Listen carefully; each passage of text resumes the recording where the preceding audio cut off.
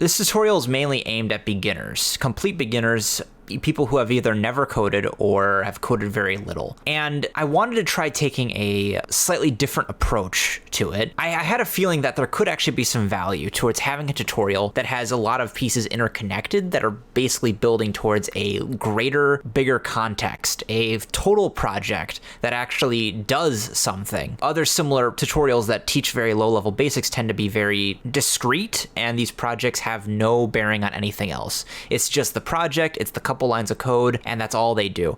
And there's nothing wrong with tutorials like this, but I thought there might be something valuable to be gained from having tutorials of pieces in a much larger project where you can actually see the values of these different things affect the grander project. So I'm going to be doing a full series on this. This is obviously just the introduction. I will be explaining what the full project actually is, and then of course I'll go through and every single part is going to be breaking down some small piece of coding.